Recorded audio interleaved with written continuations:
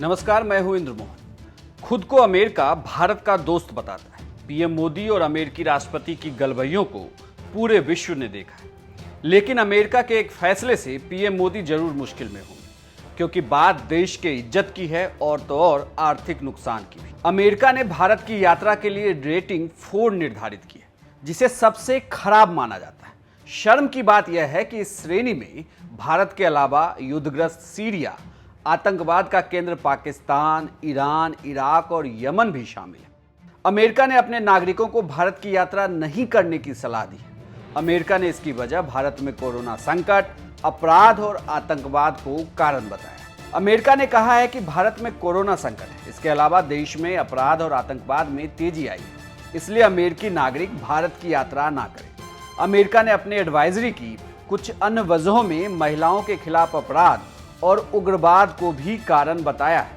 आपको ये जानकारी दे दें कि एक औसतन अमेरिकन नागरिक भारत में 29 दिन तक ठहरता है, जबकि दूसरे देशों के लोग औसतन 22 दिन ही ठहरते हैं। भारत में पर्यटन के लिहाज से अमेरिकन टूरिस्ट हर मौसम में भारत आते हैं, जिनसे काफी फायदा होता है। भारत के लिए बड़ी दिक्कत यह है कि कोरोना संकट की वजह से एक और टूरिज्म इंडस्ट्री पूरी तरह से ठप है और अब जब सब कुछ अनलॉक की तरफ आगे बढ़ रहा है, तो ऐसे में इस फैसले से पर्यटन उद्योग को काफी धक्का पहुंचेगा।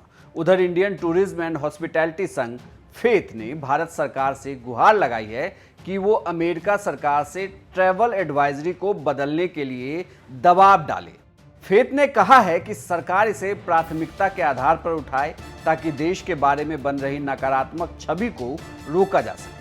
फेथ ने यह भी कहा है कि इस समय पर्यटन उद्योग कोरोना महामारी की वजह से गंभीर संकट से गुजर रहा है और जल्द ही भारत में यह उद्योग फिर से अपने आप को शुरू करने जा रहा है। फेथ ने आगे यह भी कहा कि अगर अमेरिकन सरकार भारत के पक्ष में ट्रैवल एडवाइजरी जारी करती है, तो यह भारत में यात्रा को लेकर एक अच्छा माहौल पैदा करेगा। इससे कोरोना से करा रहे पर्यटन उद्योग को बहुत राहत मिलेगी। आपको यह भी बता दें कि अमेरिका ने जो एडवाइजरी जारी की है, उसमें यह चेतावनी दी गई है कि कोरोना वायरस की वजह से सीमा को बंद किया जा सकता है और एयरपोर्ट को भी बंद किया जा सकता है। यात्रा पर प्रतिबंध लगाया जा सकता है, लॉकडाउन फिर से लग सकता है। अमेरिका के विदेश विभाग ने विशेष रूप से जम्मू कश्मीर और भारत पाकिस्तान सीमा पर नहीं जाने के लिए चेतावनी जारी की है।